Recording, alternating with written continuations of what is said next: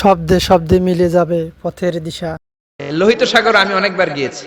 Red sea, it's border sea between KSA, the Kingdom of Saudi Arabia, and the Arab Republic of Egypt. মিশর এবং Saudi আরবের মাঝখানে border সাগর, এটা লোহিত সাগর। এটার এই মাথায় দাঁড়ালে ওই মাথায় সৌদি আরব। সুবহানাল্লাহ কইবেন না? জেদ্দা নগরী।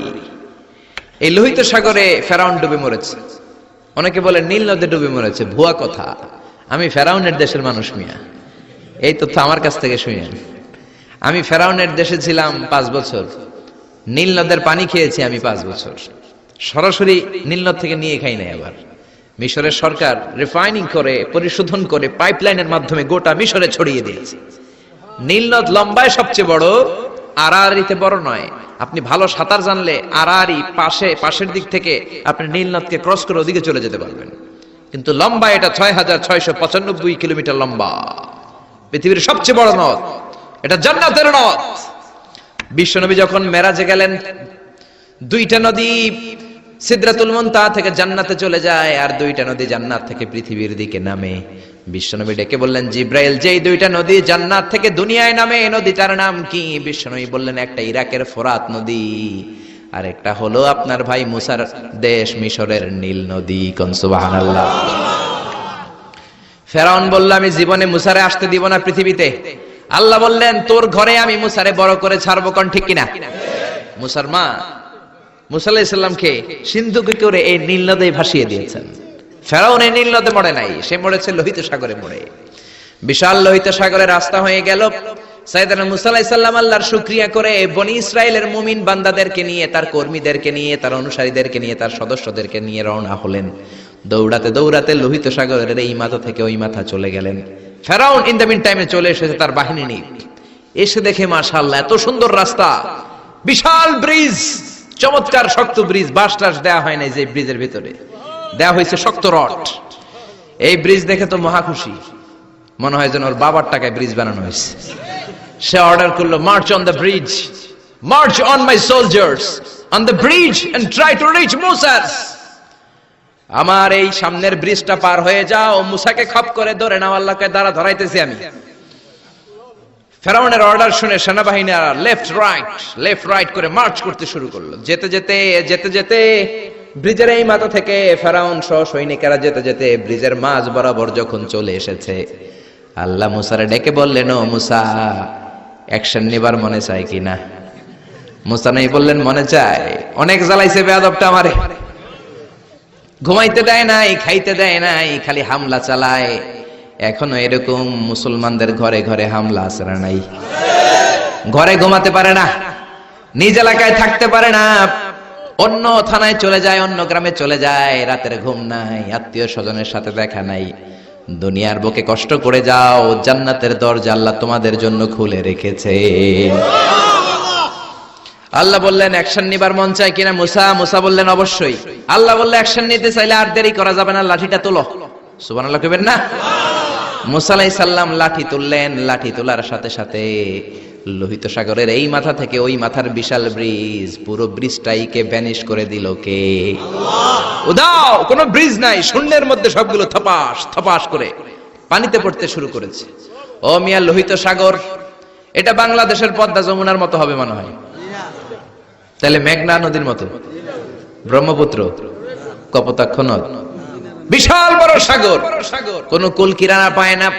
আবার মেঘনা নদীর মতো হলে মিঠা পানির পানি গিলে গিলে খাওয়া যেত। সাগরের পানি কি মিঠা পানি নাকি লোনা পানি?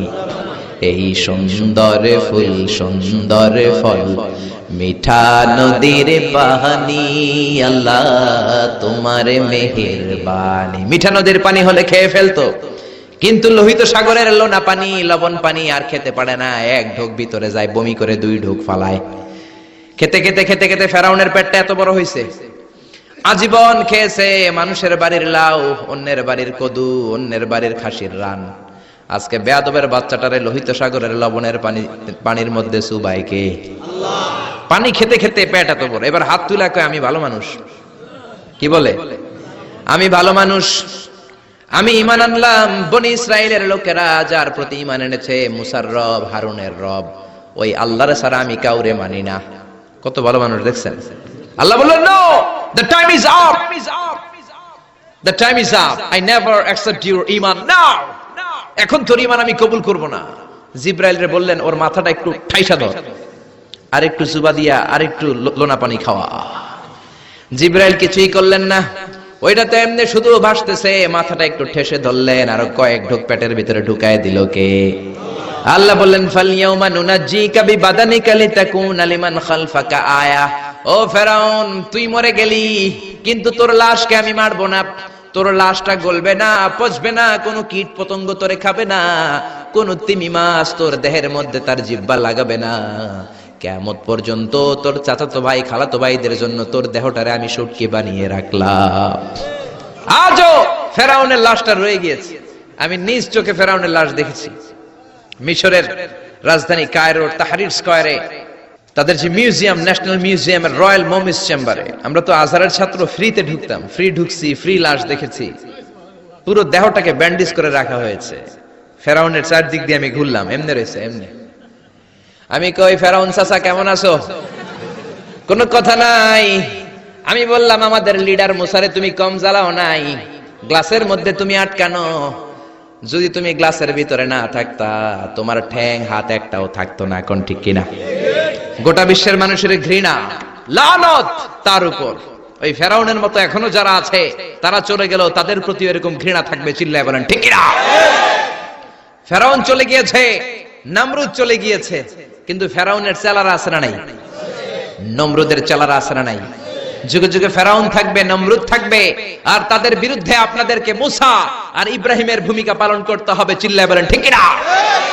এই পৃথিবীটা থাকার জায়গা নয়। ফেরাউন তার জলজ্যান্ত প্রমাণ।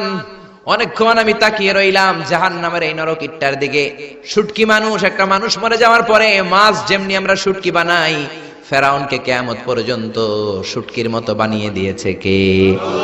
পৃথিবীতে কেউ তো স্থায়ী হয় না, হোক না সে ফেরাউন কি নমরুদ। কেউ হবে চিরদিন রয় না, কেউ হবে চিরকাল রয় না। জোরে বলেন ঠিক কিনা?